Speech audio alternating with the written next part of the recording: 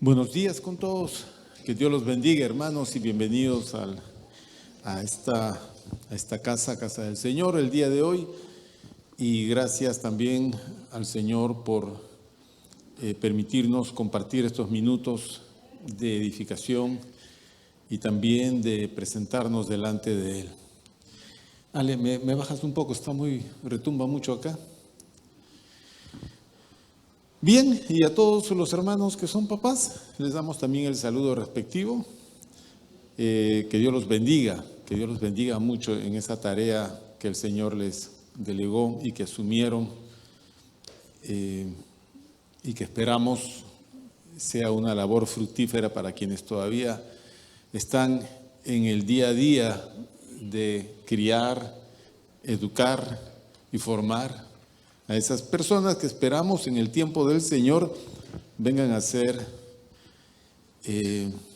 instrumentos en el reino de los cielos. Menos, Ale, está muy...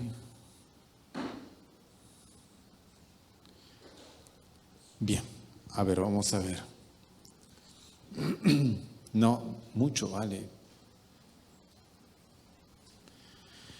Vamos a ir a la meditación de la palabra del Señor.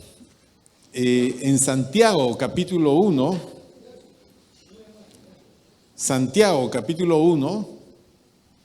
no, está diferente. No sé qué has hecho, Ale.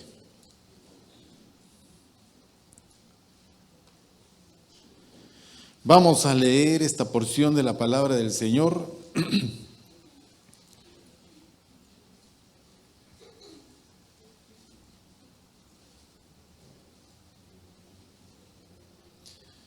¿Lo tienen todos? Bien, apareció un aviso que dice apague su celular. Bueno, eso es porque en el momento de la meditación de la palabra no se admite pues estar hablando, recibiendo mensajes, enviando mensajes. ¿Por qué? Porque está usted interrumpiendo una reunión que requiere algo que se llama reverencia, es decir, el respeto a lo sagrado. Entonces, la persona que desatiende estas normas y hace otras cositas y se muestra irreverente, es decir, irrespetuoso al Señor, porque en este momento todo gira en torno al Señor. Nosotros, nuestra alabanza, la enseñanza, nuestra forma de ser y estar acá. No podemos estar conversando, distrayéndonos, durmiendo, respondiendo el celular o saliendo y afuera de aquello luego que están hablando y a veces demoran como 10 minutos, después entran, yo digo, ¿qué tal corte? Es decir, es como que estás almorzando, estás empezando la sopa y te distraes un rato y después ya no está el plato de sopa y ya te trajeron el segundo. ¿Y el resto de la comida cómo fue? No. Uno ingresa al salón y se entrega. De principio a fin, que a la mitad me salgo, que tenía que hacer, agarro las alabanzas y ya lo otro, el mensaje lo escucho por YouTube en la noche. Tampoco. O estás o no estás. Es así. Santiago capítulo 1, vamos a leer palabra del Señor, versículo 16 hasta el 18. Ale menos. Dice: amados hermanos míos, no erréis. Toda buena dádiva y todo don perfecto desciende de lo alto, del Padre de las luces, en el cual no hay mudanza ni sombra de variación. Él, de su voluntad, nos hizo nacer por la palabra de verdad, para que seamos primicias de sus criaturas. Una vez más, amados hermanos míos, no erréis. Toda buena dádiva y todo don perfecto desciende de lo alto, del Padre de las luces, en el cual no hay mudanza ni sombra de variación. Él, de su voluntad, nos hizo nacer por la palabra de verdad, para que seamos primicias de sus criaturas. Amén. Oramos. Padre nuestro, te damos las gracias en esta mañana. Gracias, Señor, por esta santa convocación. Estamos aquí congregados en tu nombre, obedeciendo tu mandato y presentándonos con toda devoción y deseo de acercarnos, presentándote nuestras alabanzas, nuestra adoración. Y ahora, Señor, con toda la disposición de recibir lo que tengas que decirnos, háblanos, Señor, enséñanos y muéstranos tus caminos. Muéstrate tal como eres, a fin de conocerte y así, Señor, ahondar más nuestra relación, nuestro amor y afecto hacia tu persona. Gracias por todos mis hermanos presentes. Bendice tu iglesia. Gracias por todos, en el nombre de Cristo Jesús, nuestro Señor. Amén.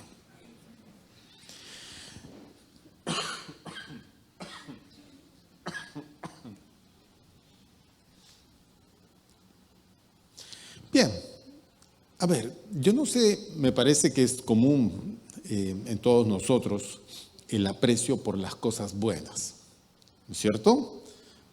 Yo voy al mercado, voy a la casera y después de saludar, le digo a la casera, casera, ¿me da papa María, por favor? Entonces ya no me tiene la casera, sino que están sus hijas. Entonces una de ellas empieza, claro, caserito, y agarra la bolsa y empieza a agarrar las papas así, las mete. ¿Cuánto va a llevar? Dame 1,5 kilos, 1 kilo, bueno, lo que fuere. Pesa, después de comprar las demás cosas, pido tomate, bueno, llego a la casa y cuando saco, encuentro 2 o 3 papas amarillas malogradas, unos tomates ya muy remaduros y algunas cositas así. Entonces, uno tiene en ese momento desaprobación por esto. Es decir, tú no pagas por papas malogradas ni por tomates machucados.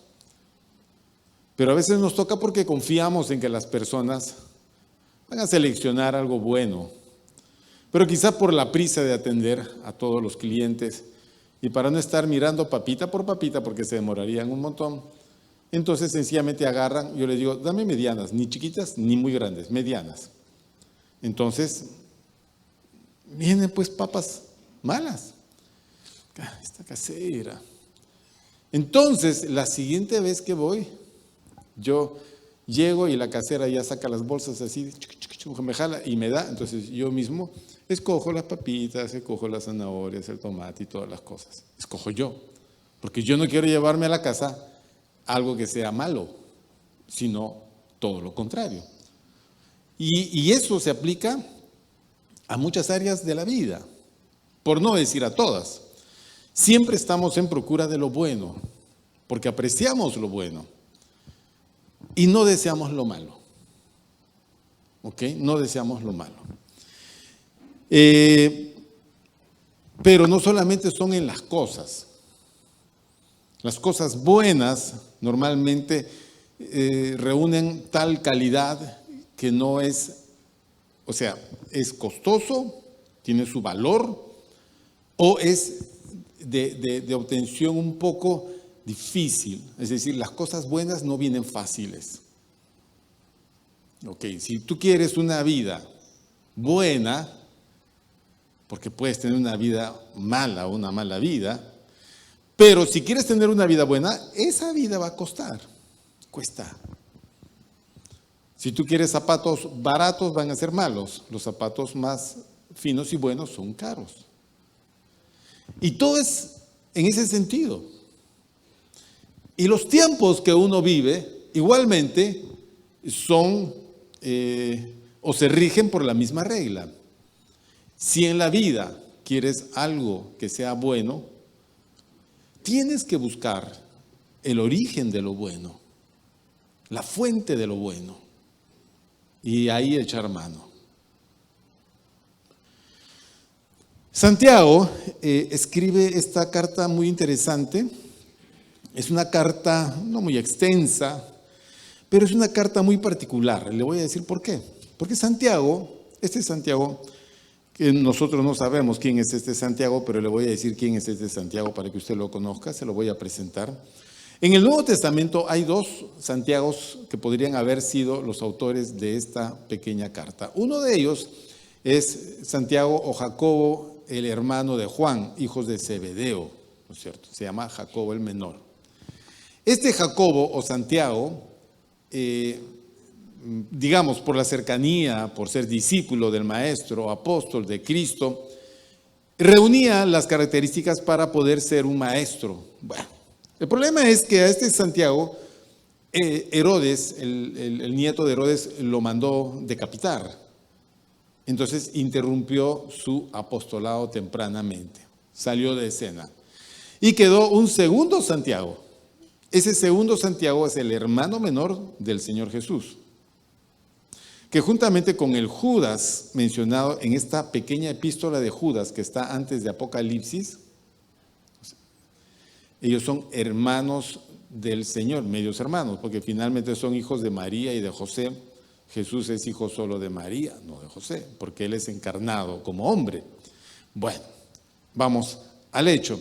Este Santiago, hermano del Señor, no aceptó a Jesucristo como Mesías cuando Jesucristo estaba en su ministerio.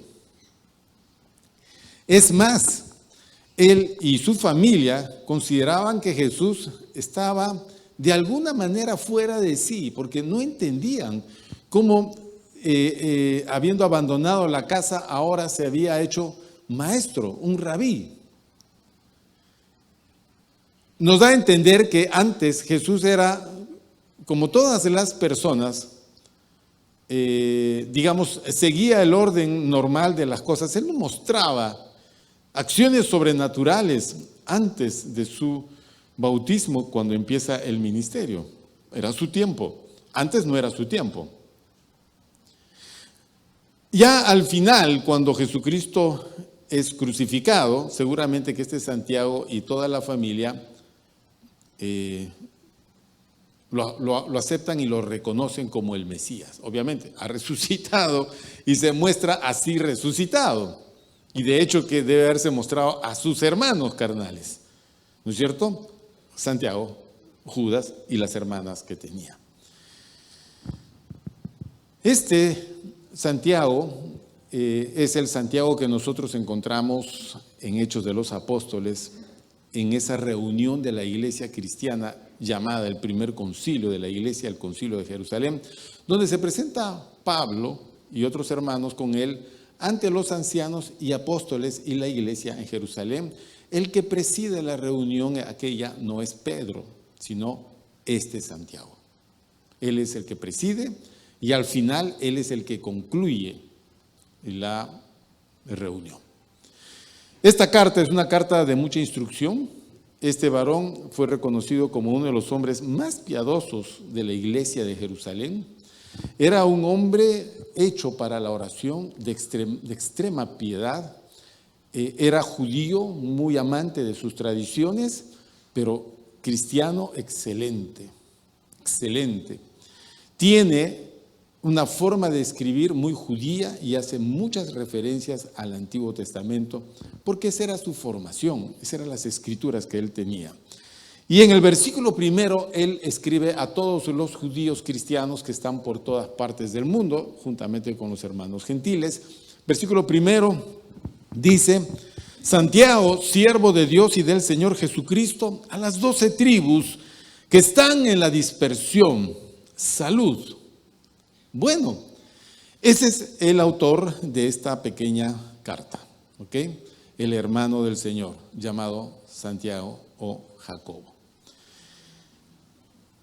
Él va a animar a todos aquellos que están dispersos, creyentes por todas partes del mundo.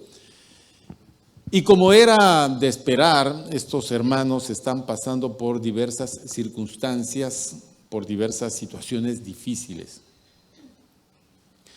Como dijimos el día jueves, si a usted le dijeron que la vida cristiana era una vida muy fácil, muy ligera, no es así. La vida cristiana plantea una exigencia mayor que una vida no cristiana. Porque la vida cristiana es una vida que exige virtudes y virtuosidad, que exige consagración y renuncia, muchas veces sacrificio. ¿Por qué? Porque la vida cristiana es un ajustarse a la forma de Dios. Y para ajustarnos a la forma de Dios, tenemos que ir dejando las formas nuestras, que provienen de una educación y una formación y una perspectiva totalmente mundana, terrenal y carnal. Entonces, es como decir a un chico que nunca le gustó estudiar, ahora lo metes a un centro donde tiene que estudiar intensamente. Entonces va a haber un choque, obviamente que hay un choque. Nuestra vida cristiana va a tener que experimentar situaciones que para nosotros a veces son como límites. O sea, no puedo, no puedo leer la Biblia todo el tiempo, no puedo orar, no puedo ir, me gana las cosas, me gana el mundo, me gana situaciones, siempre estoy así en esa lucha. No mantengo mi constancia, mi consagración, mi servicio a todo dar. O sea, yo y Dios no nos vamos a separar en el servicio. Yo voy a servir al Señor así me cueste lo que me cueste. Yo renuncio a todo. Es exigente, ¿ve? Entonces, con una vida así, es obvio que vas a tener que experimentar aflicciones, ciertas aflicciones. Muchas veces los cristianos nos acomodamos y sobre pretexto de haber escuchado alguna enseñanza de que Dios quiere que tú seas prosperado, que estés bien, que tengas salud, pásala bien, ¿no? Vive bonito, ten todas tus cositas, sé feliz. Entonces llevas una vida muy así, muy tú, muy yo, muy todos, en que si nos esforzamos hasta donde queremos y más allá de eso, no me pidas mucho porque tampoco mucho no voy a dar. Como cierto hermano me dijo, bueno, los hermanos por lo menos vienen, ¿no? No se trata de que por lo menos vengan, se trata de que los hermanos estén en una situación de avance y de progreso. La vida cristiana siempre tiene situaciones difíciles, de aflicción. Y a veces los cristianos tenemos que ser afligidos en situaciones que se llaman pruebas, tribulaciones. Las tentaciones son parte de eso. Tentaciones, pruebas, tribulaciones. Entonces, nuestra reacción es que algo está mal. O sea, ¿por qué me siento así o por qué me salen estas cosas si yo estoy haciendo todo lo correcto? Bueno, es que es parte de la vida cristiana tener que pasar por situaciones de aflicción, porque es la manera como Dios te va a formar y Dios te va a tratar. Por ejemplo, yo soy padre, tengo un niño, y al niño yo no le permito,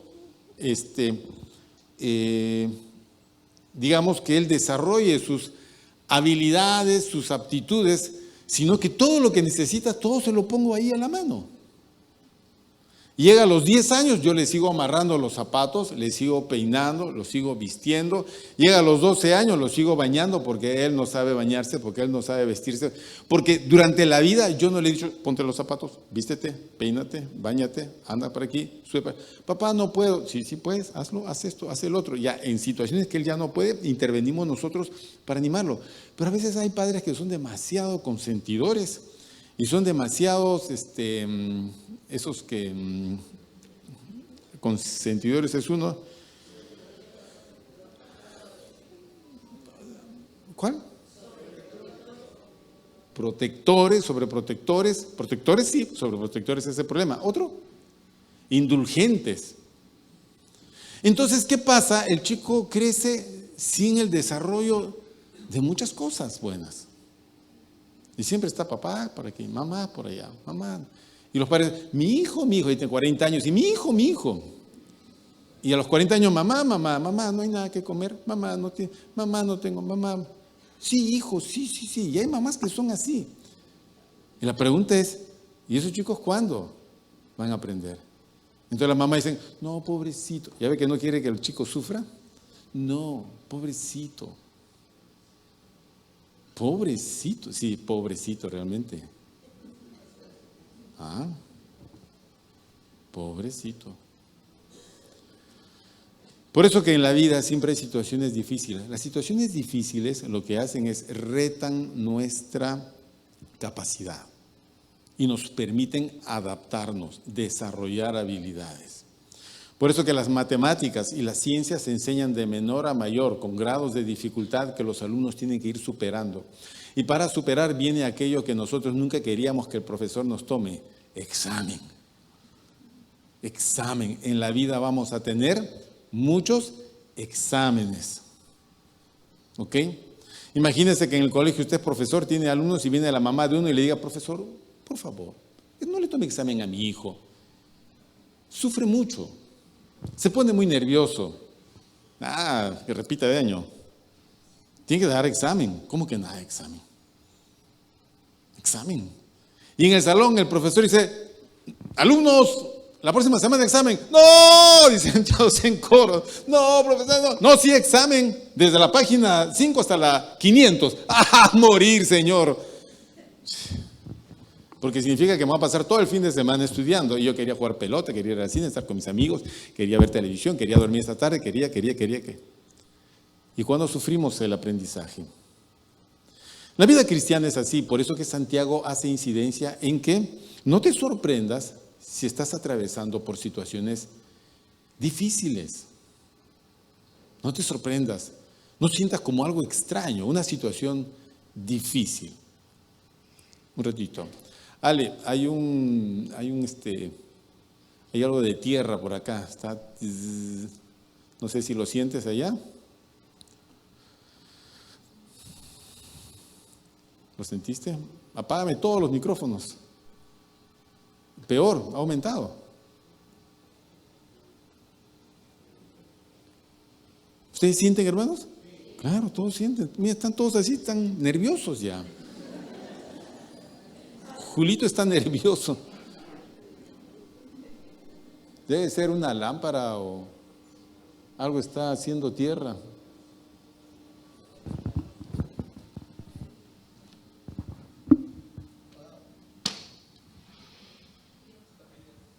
Este es. ¿De quién es eso? Ya, dejémoslo ahí, hermano. Entonces, en esas situaciones difíciles, ¿qué sucede? En las situaciones difíciles, o sea, se tornan difíciles no porque las cosas son bonitas, sino porque muchas veces las cosas no son tan bonitas. Entonces uno, razonando humanamente, piensa que hay algo malo. Y una forma de protegerse, uno, es muy conocida, es la proyección de la responsabilidad. Es decir, siempre estamos echando la culpa.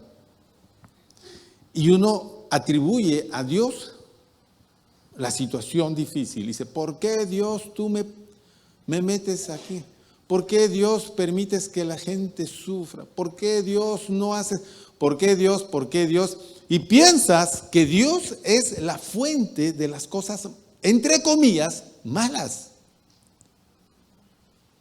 Pero ¿quién tiene la capacidad de determinar qué es situación buena, situación mala, si no entiende lo que detrás de estas cosas pudieran estar sucediendo? Es decir, si no entiendes qué cosa está haciendo Dios, es que lo que pasa, mi querido hermano, es que Dios no te llama a Cristo y luego te olvida y te deja abandonado en sabe Dios qué situaciones. No. Desde el primer día que estás en Cristo, Dios está detrás tuyo todo el tiempo. Entonces Él conoce perfectamente toda situación. Pero nosotros pensamos que Dios nos abandonó tal fecha, que nosotros que Dios no entiendo por qué Dios no me da esto, por qué Dios no me da el otro, porque entonces le atribuimos a Dios la fuente de las cosas malas. Y muchas veces las cosas malas y difíciles que las sentimos así es el resultado del proceso de maduración donde se incide en nuestras debilidades y en nuestras imperfecciones. Por ejemplo, versículo 13, vamos a ver. Versículo 13 de ese capítulo primero dice: cuando alguno es tentado, hablando de la tentación, porque en el versículo 3 habla, y 2 y 3 habla de pruebas. Ahora, tentación, pruebas, tribulación están dentro del mismo paquete. Cuando alguno es tentado, no diga que es tentado de parte de Dios. O sea, cuando estás tentado, digas: ay Dios, ¿por qué me mandas esta prueba tan difícil? No. Dios no dice: ay, ¿a quién torturo hoy? A ver. No, Dios no anda en el negocio de torturar gente. A ver, ¿a quién le acabo la paciencia? Dios no anda pensando en ese sentido. Dios no se desquita con su pueblo. Cuando alguno es tentado, dígame, ¿quién no es tentado acá? Todos somos tentados. Todos somos tentados. Todos. Absolutamente todos. Cuando alguno es tentado, no diga que es tentado de parte de Dios, porque Dios no puede ser tentado por el mal, ni Él tienta a nadie. O sea, Dios no tienta. ¿Están ahí, hermanos? Me alegro mucho. Dios no tienta. No es: Dios, ¿por qué me tientas estas cosas? No, estamos hablando mal. Dios no tienta. Dios, ¿por qué? No. Vamos a ver, el origen de las cosas en la situación de la tentación no es Dios. Lo que Dios hace es establece el tiempo de la prueba. Le pone el inicio y el final. Okay, eso hace Dios. La intensidad, si es que hay intervención del diablo en la situación, la determina Dios. Es como el caso de Job, por ejemplo. Bien. Versículo 14 dice: sino que cada uno es tentado cuando de su propia concupiscencia es atraído y seducido. Entonces dígame usted, ¿dónde se halla la fuente de las cosas que incumben nuestra tentación? En nosotros. ¿Estamos de acuerdo? Somos nosotros la fuente. Cada uno es tentado cuando de su propia concupiscencia es atraído y seducido. Concupiscencia son las tendencias naturales y carnales que nosotros tenemos.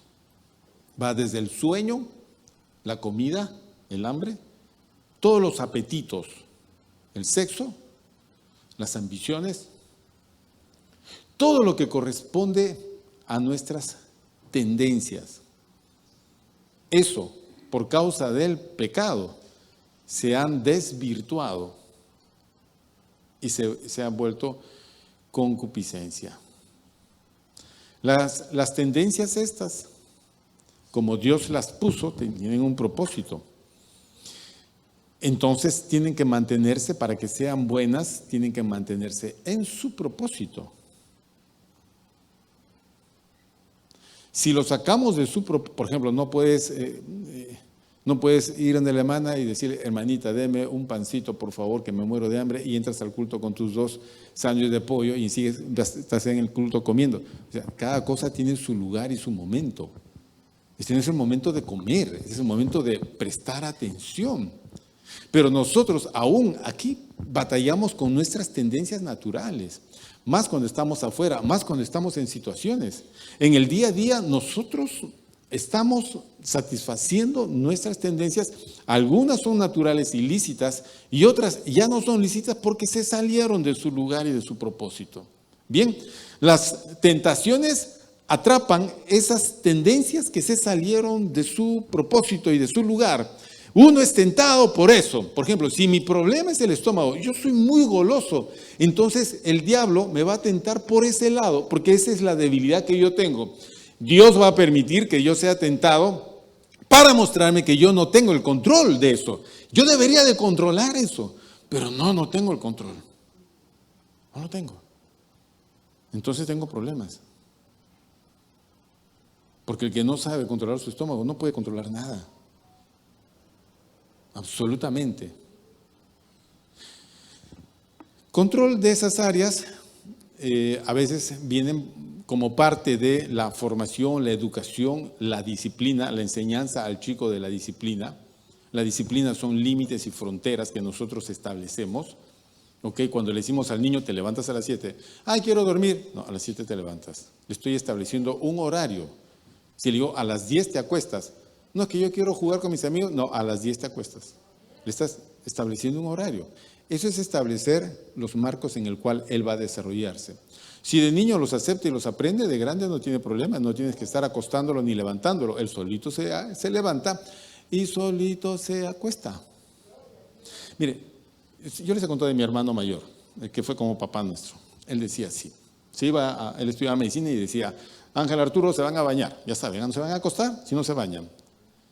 Ya, Raulito. Y nosotros, pues se iba mi hermano, la casa era Disneylandia. ¿Ok? Jugábamos, corríamos, nos reíamos. ¿Qué no hacíamos? Terminamos viendo televisión y ya cansados después de comer, a dormir. Entonces, ¡pum!, nos metíamos a dormir. Y venía mi hermano, no sé qué hora sería, ¿no? Me imagino que después de estudiar sería pues 10 de la noche. Ya nosotros en pleno sueño. Y nos despertaban. No se han bañado. ¿Y cómo? No se han bañado afuera de la cama. Pero, Calatos nos llevaba corriendo por todo el estar al baño. A la ducha, señor. Por supuesto, no es una experiencia bonita porque de la cama a la ducha, cuando ya estás en tu etapa de sueño así profundo, es una cosa más o menos de hospital psiquiátrico. Bueno, de ahí en adelante, si él decía, ¿se van a bañar? Nos vamos a bañar. Y nos bañábamos. Claro, Disneylandia se iba al baño, igual jugábamos todo en el baño, pero nos bañábamos. Y todo era así. Dios te enseña las fronteras en tu vida y tienes que aprenderlas. Tienes que entender cuáles son los límites en el cual puedes tú moverte. Para mí es un dicho muy pegado en eso de cuando vayas a la casa del banquete, pon cuchillo a tu garganta. ¿No es cierto? ¿Han leído ese versículo? ¿Quién no ha leído ese versículo? Levante la mano quiero saber, pues. Ya ves, con valentía. ¿Quiénes no han leído ese versículo? Ese versículo es una amonestación para el glotón. ¿Ok? Cuando vayas a la casa del banquete, cuando recibas una invitación, sé medido en lo que comes. Ok. Entonces, imagínese que usted me invita a su casa. Pastor, le invito a tomar lunch a la casa. Ok, listo, gracias. Y me pone usted, pues, una montaña de cosas, ¿no? Y yo todo ávido, ni corto ni perezoso, devoro todo. Entonces, quien me invita va a decir, ese pastor tiene un estómago, hermano. De ahí, el comentario va a ser de que yo soy un glotón. Y de ahí, el siguiente comentario es que a mí me gusta ir para que me inviten a comer en su casa. Es decir, yo empiezo a tener problemas por no tener medida en lo que como. Como los peruanos que dicen taipá. Taipá es un plato chino en el Chifa, que es una fuente donde se pone le ponen de todo, ¿no? ¿Cierto? Está todo humeante y a taipa. Pero esa fuente es para 3, 4. De ahí picamos con un poco de arroz.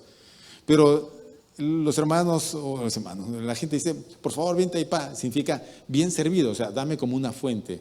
Pero que no es una fuente, nosotros no somos locomotoras para meternos pues, media tonelada de carbón, ¿no? Y que la locomotora, si fuésemos albañiles que vamos a llenar techo toda una mañana, entonces que me traigan bien taipá porque lo voy a quemar en la tarde. Hay que ponerle límites a las cosas. Y Dios nos enseña a poner límites en lo que hablamos, por ejemplo. Mi concupiscencia puede ser hablar. Hablo demasiado, no como pastor, sino por aquí, hablo por allá, hablo por aquí, y voy y hablo por teléfono rato, hablo con mis amigos. Tengo yo un harto de contactos y estoy todo el día Y digo, ¿y cuándo me callo y presto atención? ¿Qué problema?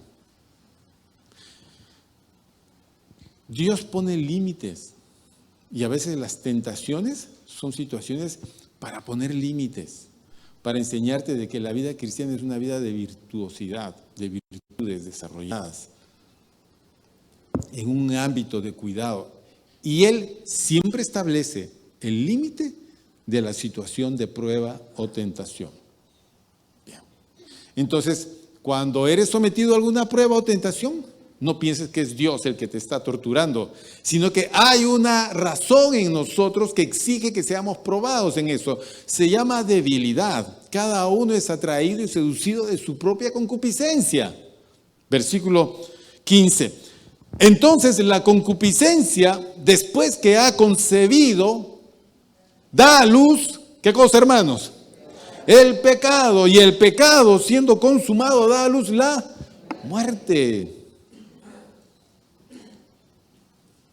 La situación es siempre mi ámbito. No es en el ámbito divino. En el ámbito divino es la autoridad para formarme y hacerme conforme a su propósito. Y a este hay que perfeccionarlo. A todos hay que perfeccionar. A todos. Todos tenemos necesidad de ser perfeccionados. Entonces las pruebas son para eso. Por lo tanto, no te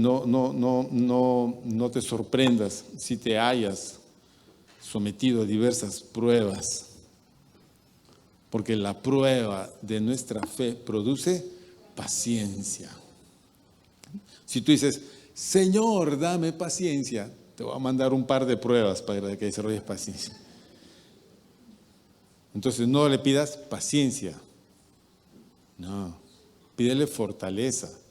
Bueno, igual, si le pides fortaleza te va a mandar situaciones en que tu debilidad se va a evidenciar para que entiendas qué áreas son débiles, qué áreas tienes que fortalecer. Bien, entonces viene el versículo 16 que dice, amados hermanos míos, no erréis. Toda buena dádiva y todo don perfecto desciende de lo alto del Padre de las luces. ¿Qué significa? Que Dios es la fuente de todas las cosas buenas. Toda buena dádiva y todo don perfecto, todo buen regalo que recibimos en la vida. Porque todo lo que recibimos en esta vida es un regalo bueno y viene de parte de Dios, que es la fuente de todo lo bueno. Del Padre de las luces, en el cual no hay mudanza ni sombra de variación. Entonces, hay que entender que Dios no envía ni penas ni cosas malas, aunque nosotros experimentemos penas y nos sintamos mal. Esas emociones o esos sentimientos complicados por los que pasamos es parte de nuestra naturaleza. Así nos sentimos. Es como cuando es nuestro cumpleaños y llega la gente a visitarnos y cada uno entra con un regalo. ¿Ok? ¿Cómo te sentirías tú? Contento. Y ves una caja en las manos de alguien que te visita. Y tú dices, ¿qué hay en esa caja? ¿Qué habrá en esa caja? Hay gente que le emociona los regalos que me va a traer. A mí mi familia me regala algo y yo para torturarlos les digo, qué bonito, déjalo ahí nomás. ¿No lo vas a abrir? Más tarde. Y más tarde no lo abro. Y si no vas a abrir tu regalo, mañana. ¿Cómo que mañana? Hoy tienes que abrir, porque un regalo se tiene que abrir en el momento. Bueno, pues.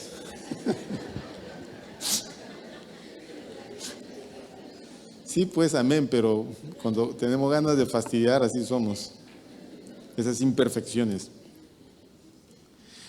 Bueno, son emociones nuestras, es de nosotros, el sentirnos así. Nos sentimos mal o nos sentimos bien, eso es de nosotros.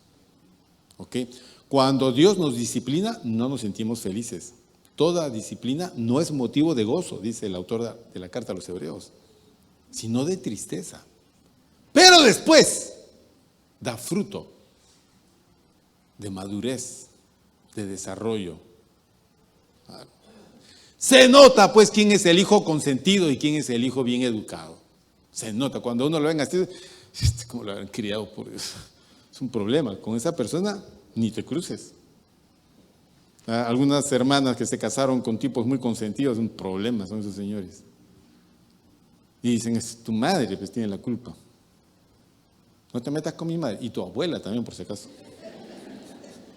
La madre y la abuela lo hicieron, pero perfecto para ser complicado. Bueno, entonces, Dios es la fuente de toda buena dádiva y de todo don perfecto. Desciende de Dios, del Padre de las luces, en el cual no hay mudanza ni sombra de variación. Y le voy a explicar cómo es este asunto. Mire usted.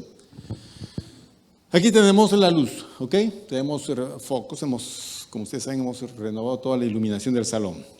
Ya. Antes de esto, esto le decimos bóvedas, habían bóvedas donde más de la mitad de estos reflectores estaban quemados. Entonces se generaba un espacio iluminado, medio sombreado, más iluminado por aquí, sombreado por allá, poco feito. Y después no había, Ale, ¿no has prendido estos de acá? ¡Qué barbaridad! Préndelos, por favor, porque justo iba a decir, antes no me veían la cara porque estaba sombreado y cuando miro el reflector está apagado. Préndelo, hermano.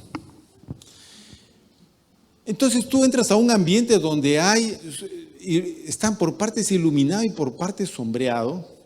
Podría ser un ambiente para decorar. El decorado de una sala, alguna lámpara en un lugar, no una luz en el techo, sino en esa esquina ilumina una cosa más cálida por ahí, una cosa por allá. Pero Dios, gracias hermano, Dios es un Dios en el cual tú no vas a encontrar, en el ejemplo que nos da Santiago, partes iluminadas, partes sombreadas. Lo puedes encontrar en las personas. Por ejemplo, me puedes encontrar de buen ánimo como de mal ánimo. Me puedes encontrar generoso como de repente tacaño. Me puedes encontrar en paz o estoy listo para pelear. Eso habla un poco de la inestabilidad de mi carácter.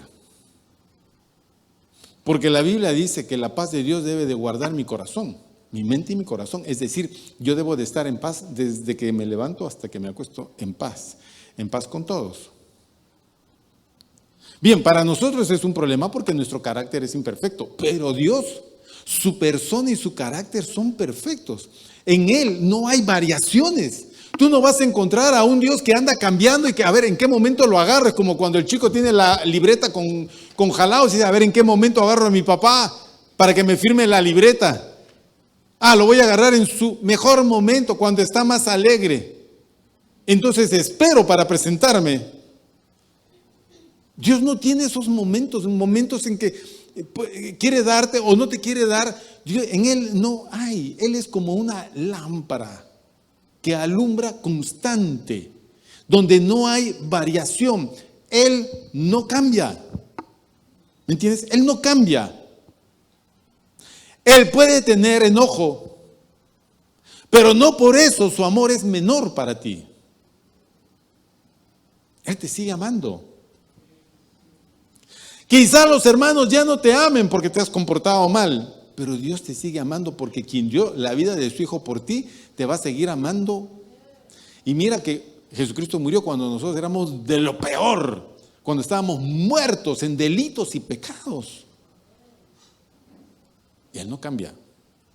En Él no hay sombra ni mudanza. No, Él es siempre. Y como Él es la fuente de toda buena dádiva y de todo don perfecto, entonces Dios no tiene nada en común con el mal. No se relaciona con el mal, ni tampoco es el origen o la fuente de todo mal. De Él todo lo que proviene es bueno. es bueno. Todo este día es bueno para ti. Y todas las cosas que este día te va a traer son buenas para ti.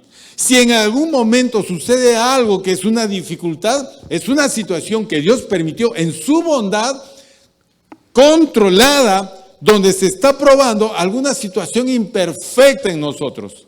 Eso es todo. Y después Dios sigue siendo el mismo. Bueno y perfecto. Él es la fuente de todo regalo bueno. Porque todo lo que Dios nos da son dádivas y son dones. Fíjese que nada merecemos. A ver, nace el niño. Nace un niño. ¿Ok? ¿Estamos de acuerdo, hermanos? Ok, van a ser un niño. Entonces, el niño ni ha hablado, ni ha dicho papá, mamá, ni nada, pero ya le hemos comprado cuna, colchoncito, tul, el móvil, su bolsa, sus pañales, todas las ropitas, el biberón, el chupón, los 50 peluches. ¿Ok? Y llega y como si fuera estrella de cine, lo vamos a fotografiar. Pero no he hecho nada para merecerlo.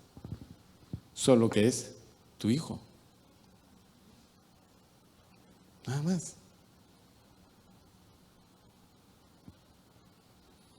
Quién sabe que más adelante sea un... No sé. Pero lo hemos recibido con dones. Entonces, nos resultaría extraño que ante el inminente nacimiento de un niño, sus padres no le hayan conseguido las cosas. Dios es bueno. Él nos da cosas. Ahora, cuando llega el niño, le damos alimentación. Es la responsabilidad de todo padre alimentarlo. Ese padre que el niño tiene hambre y él le diga, no, hoy día has hecho cosas malas, hoy día te acuestas sin comer. Qué mal naturalizado es ese padre. ¿Cómo lo vas a mandar a tu hijo a dormir sin comer? Porque es la responsabilidad de uno. No te voy a comprar los zapatos porque hoy día sacaste mala nota. Ya no tiene zapatos, tiene ojotas este niño y no le compramos porque como es flojo, entonces nunca se sacan buena nota, entonces nunca le compro zapatos. Nadie trataría así a su hijo, aunque hay hombres que tratan así a sus hijos. Pero nuestro compromiso con ellos es que como somos padres estamos, digamos, y la ley nos obliga, la ley moral y la ley de los hombres, a tener que alimentarlos, vestirlos, educarlos y criarlos. Si el niño se saca 11, 20 o 0,5, tu amor por él no va a cambiar. Puede ser que entiendas que el niño necesita ayuda para el estudio o necesita disciplina, pero tu amor te hace ser preocupado por esas cosas. Dios es así con nosotros. Y cuando el chico destaca, entonces viene el galardón sobre aquello que es, digamos, la obligación moral del padre. Entonces le doy más. ¿Por qué? Porque ha satisfecho mi corazón. Me ha dado alegría. Entonces le doy más. Eso hacemos los papás, ¿no? En la tierra, teóricamente. ¿Cuánto más nuestro Padre en el cielo? Él es galardonador de los que lee. Interesante, tampoco conocen ese texto. Hebreos capítulo 11.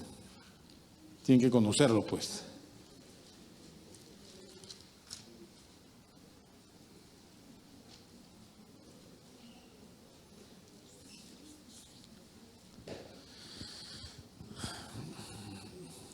A ver, póngase de pie, por favor. Yo diría que prendamos el aire acondicionado, pero por amor a ustedes no lo prendemos. Pero la temperatura está un poquito elevada y algunos están sufriendo el fenómeno de la somnolencia. Bien, así paraditos nos quedamos. capítulo 11, versículo 6, ¿qué dice? Pero sin fe es imposible agradar a Dios. Usted sabe que hay hijos que agradan a sus padres, hay hijos que no agradan a sus padres. Hay papás que dicen, ay, otra vez, ¿qué cosa ha hecho? ¿Por qué? Me está llamando el director del colegio. ¿Qué has hecho? Y va el papá al colegio. Señor, su hijo ha roto la carpeta y encima esto y eso. Y después se escapó del colegio. Cuando vino, se salió. Muy bien, señor director. Voy a tomar cartas en el asunto. Nada de, ¿eso has hecho? Oye, bacán. Después me la cuentas, ¿ya? Para reírme más rato contigo. Dice que entonces tienes por papá otro adolescente. Ningún papá se regocijaría de eso. Porque no es correcto. Estás en el colegio donde vienes a aprender. Y lo primero que tienes que aprender es sujetarte al profesor, al director, al auxiliar. Porque si en el colegio no aprendes la sujeción, entonces en la vida el policía con la vara o con la pistola te va a enseñar lo que es sujeción. Tú decides. Pero todo padre se tiene que alegrar en la obediencia. A Dios hay que agradarle. Y para agradar a Dios requerimos fe. Sin fe es imposible agradar a Dios. Porque es necesario, dice el texto, que el que se acerca a Dios crea que le hay y que es galardonador de los que le buscan. Todo aquel que busca a Dios recibe un galardón de Dios, un regalo de Dios. Aparte de los cuidados de Dios, que como Padre bueno es, entonces Dios corona de favores. Dios corona de favores. Dios llena tu vida. Asiento, hermanos. Regresando a Jacobo o a Santiago.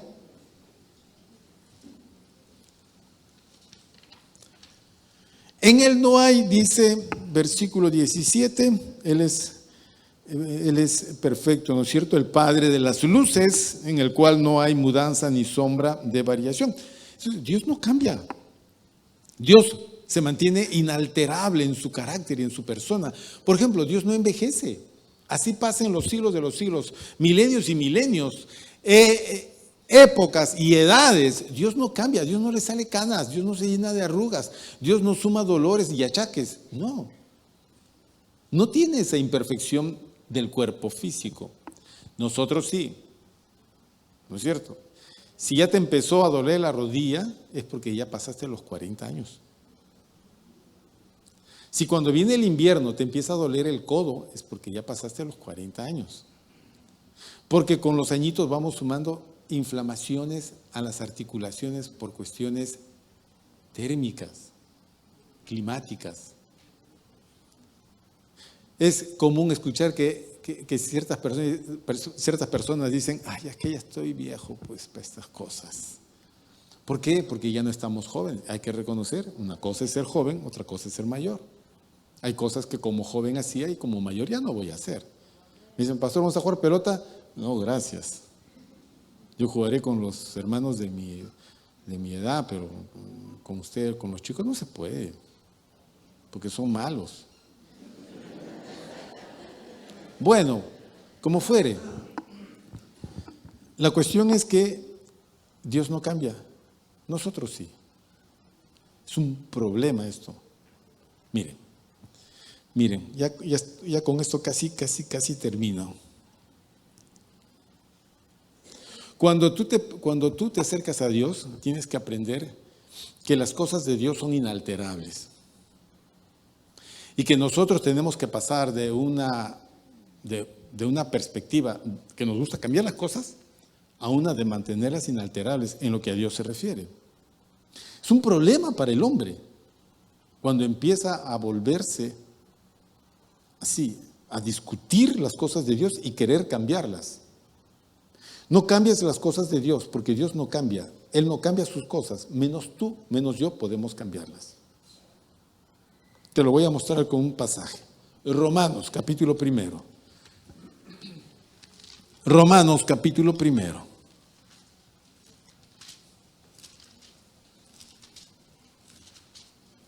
¿Qué problema, Señor?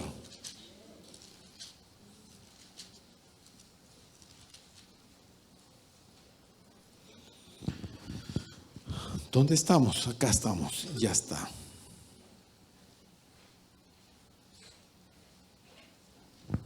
A ver, versículo 20. Ok, comenzamos desde el versículo 20. Romanos 1:20. Porque las cosas invisibles de Él, su eterno poder y deidad, se hacen claramente visibles desde la creación del mundo, siendo entendidas por medio de las cosas hechas, de modo que no tienen excusa. Miren, escúcheme, Pablo está haciendo un resumen de lo que es Dios y lo que es el hombre. ¿Ok? El inalterable e inmutable Dios y lo complicado del hombre cuando desechó a Dios. Okay. Todo lo que era de Dios, las cosas invisibles de Él, porque usted sabe que a Dios no se le ve visiblemente, a Dios se le ve a través de la manifestación de lo invisible de Él en las cosas visibles. A Dios se le puede conocer con el evangelio de la creación. Mirando los cielos cuentan de tu gloria. Cuando miras la tierra es el estrado de sus pies. Cuando miras la perfección que hay en la naturaleza, tú dices, aquí está plasmada la inteligencia de Dios. Esto no es resultado del azar, esto es el resultado de una inteligencia y una sabiduría increíble, sobrenatural, es Dios. El hombre fue creado con esa capacidad de ver en las cosas visibles lo invisible de Dios. Su eterno poder y deidad se hacen claramente visibles, dice, desde la creación del mundo.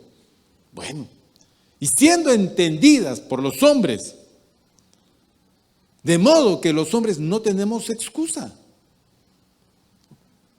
Pero dice el 21, pues habiendo conocido a Dios, no le glorificaron como a Dios, ni le dieron gracias, sino que se envanecieron en sus razonamientos y su necio corazón fue entenebrecido. Empezó un problema en el hombre. Cuando el hombre no glorificó a Dios y cuando el hombre se mantiene en esa situación de no glorificar a Dios, de no reconocerle, de no darle gracias. Y a veces pasa mucho en los creyentes. Los creyentes no dan gracias, no reconocen a Dios como fuente de su vida. Mi querido hermano, no es tu habilidad para los negocios lo que trae prosperidad a tu casa. No es que tú eres huancabelicano y por eso eres recio y eres sano y no te enfermas. No, no es por eso. No es porque tus genes son no sé de dónde, en que tú eres longevo. No, no se trata de eso. No es por tu carácter o tu figura que la gente te ama y te quiere. No, no es por eso.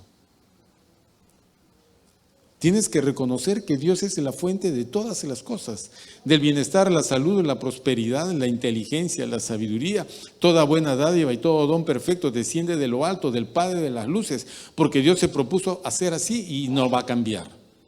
Somos nosotros los que al no reconocerle a Él ni darle gracias, empezamos a cambiar, entonces las sombras vienen y llenan nuestro ser interior y entramos a la tendencia de hacer cambios. Entonces, versículo 22 dice, profesando ser sabios se hicieron necios, y viene el primer cambio, y cambiaron la gloria del Dios incorruptible en semejanza de imagen de hombre corruptible, de aves, de cuadrúpedos y de reptiles. Empezaron a hacer imágenes de adoración. Cambiaron al Dios incorruptible, cambiaron. Dios no cambia, pero el hombre empieza a cambiar. Cambiaron la gloria del Dios incorruptible en semejanza de hombre corruptible, de aves, de cuadrúpedos y de reptiles. Por lo cual, versículo 24, también Dios los entregó a la inmundicia en las concupiscencias de sus corazones. Es como que Dios dijo así, ¿quieres llevar una vida complicada? Lo único que yo voy a hacer es quitar las restricciones que yo había puesto para que tu corazón malo no se apodere de ti.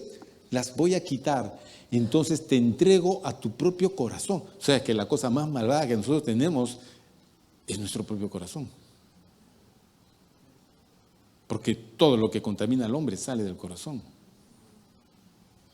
El corazón es la fuente de maldad por causa del pecado.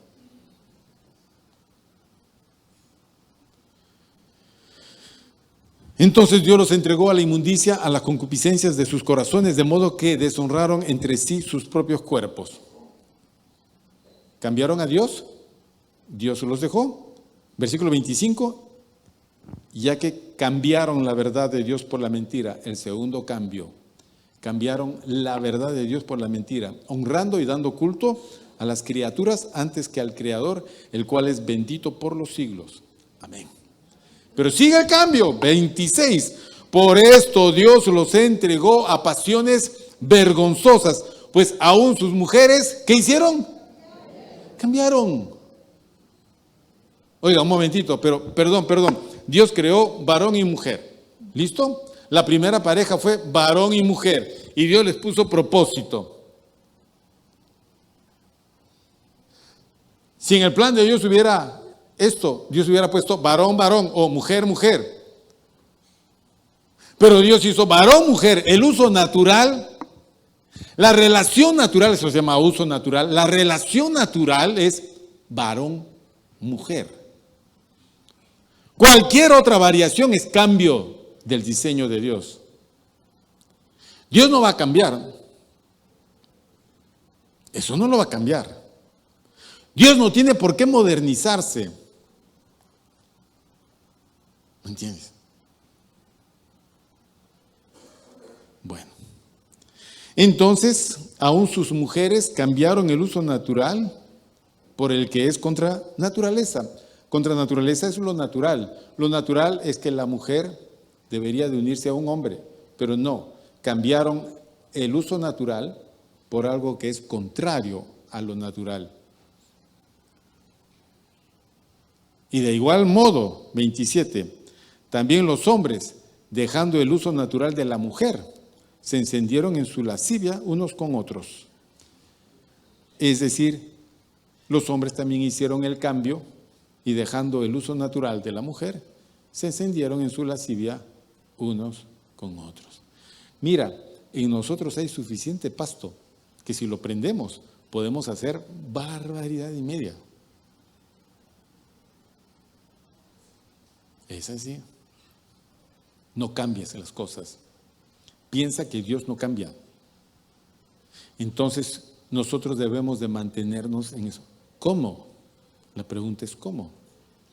Lo que nosotros necesitamos es tener en nosotros algo que no cambia y afirmarnos en ello. ¿Qué cosa de Dios no cambia? El cielo y la tierra pasarán, mas mis palabras no pasarán. Es decir, lo que de Dios tenemos y que nunca va a cambiar es su palabra. Es todo lo que tienes de Dios, su Espíritu Santo. ¿Ok? Pero tú no puedes manejar al Espíritu Santo. Pero sí puedes manejar este contexto de la palabra. La palabra de Dios es inmutable, no va a cambiar. Las Biblias se pueden actualizar en el texto, en la traducción, pero nunca en el mensaje. Hoy por hoy hay Biblias que están actualizando ya el mensaje. Lo están haciendo, digamos, para una Biblia para la gente del siglo XXI. Cuando no, el hombre es el hombre en el siglo I o en el siglo XXI o en el siglo 45. No tienes que cambiar nada. El mensaje no se cambia. Tradúcelo mejor, pero el mensaje es inalterable. Eso no cambia. Y yo lo que hago para mantenerme inalterable en función de Dios es mantener algo de Dios en mí y esa es su palabra. Mateo 24. Vamos a Mateo 24.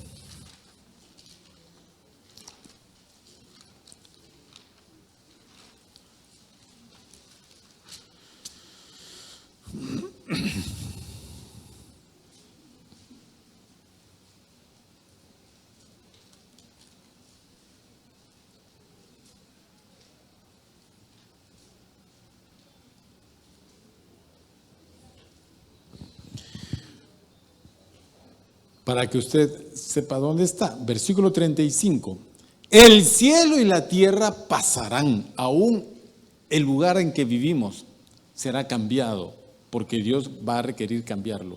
Lo que no va a cambiar es su palabra, pero mis palabras no pasarán, no dejarán de ser. Entonces, ¿quiere usted algo que no cambia? Esa es la palabra de Dios. La palabra de Dios en mí hace que yo me mantenga sobre algo que es firme. Entonces construyo sobre eso que es firme. Como eso no se va a mover, va a permanecer, todo lo que yo construya sobre eso va a permanecer. Y nosotros no podemos construir una vida que al final se va a desmoronar. ¿Qué es lo que pasa con la vida humana? Se desmorona. Ayer en uno de los saludos que me enviaron decía, voy a retirar el celular para mostrárselo, pero interesante la reflexión de la persona que me envió el saludo. Hablaba justamente sobre eso. Ya no se congrega acá. Entonces, se congrega en otra iglesia y dijo que en la lejanía valoraba por las personas que habían sido de valor y de influencia en su vida. Y dice, qué pena que uno tenga que alejarse de las cosas buenas para valorarlas, pero pienso que la valoración será más crítica en el día en que nosotros estemos a las puertas de irnos de esta vida. Es decir, va a llegar un momento en que nosotros vamos a tener que valorar que no valió la pena. No valió la pena haber llevado la vida cristiana como la llevamos. Más bien debimos de habernos esforzado y haber hecho mejor. Y eso mejor es permanecer siempre fundados, estables, firmes en lo que permanece para siempre. Porque Dios no cambia, su carácter no cambia, su persona no cambia, su naturaleza no cambia, su palabra no cambia. Nosotros tampoco podemos cambiar. Para no cambiar necesitamos tomar algo de Dios y esa es su palabra. Versículo final, Juan 5. Juan 5. Usted sabe que el Señor Jesús tenía un conflicto con los judíos. Ok. Increíble que Israel era el pueblo del libro. ¿Ya? Era el pueblo del libro. Tenían ellos la palabra de Dios y la leían constantemente. Ellos basaban su vida en lo que este libro contenía. Pero hay un problema. No funcionó. Lo que les dije hace un momento, en ellos no funcionó. Mire usted.